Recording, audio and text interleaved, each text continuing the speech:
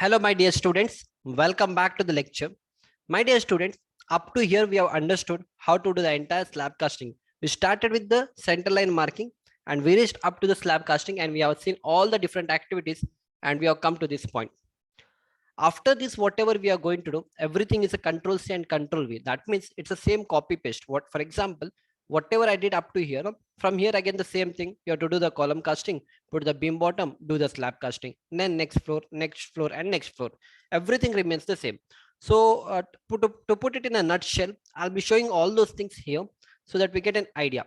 And after that, I'll be taking you to different videos where we have left few parts, like we did not understand how to put an across span, we did not understand how to put the proper shuttering of a column, and also we did not understand how to make the starter column alignment, all those things. And also we did not understand how to give the levels for the slabs and all those things we'll try to cover in the upcoming series of the lecture, right? So after that I'll be telling you, and after that we will not understand through a PPT, but we'll try to understand directly with the practical site videos. Yeah. So once your slab casting was done, what we are supposed to do, again you have to raise the reinforcement, put all the lateral ties, and again your reinforcement will be finished. Next, before that, you are going to do the starter frame marking again, because if you want to cast this particular column, you have to align the starter frame, right? You can see these people are aligning the starter frame, and after that starter concrete will be put. And once the starter concrete is put, next is you're supposed to do the,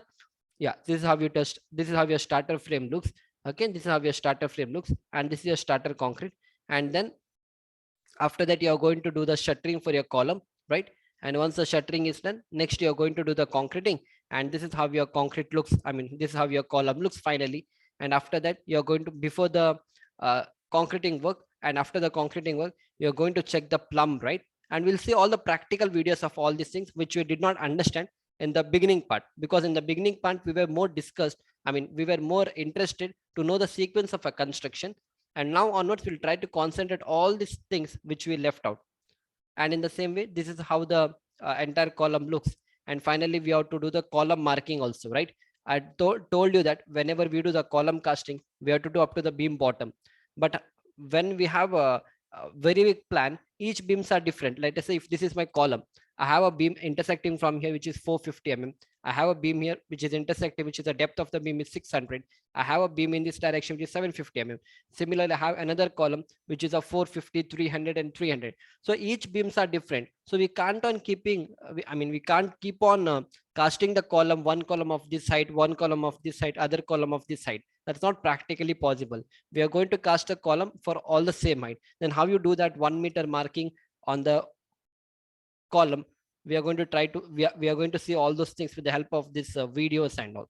Yeah, and also with the help of this beautiful PPT, we'll try to understand all those things. Yeah, right. So this is what I wanted to convey. From here onwards, we'll not try to understand more about the concepts. We already understood. Our fundamentals are very strong. With the same fundamentals, we'll try to build our entire building. That is, we'll try to see the ground floor. I mean, we'll try to see the first floor casting. We'll see the second floor.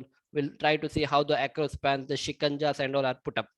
So I hope you have enjoyed the lecture up to here, and we'll see you back in the next lecture. Thank you.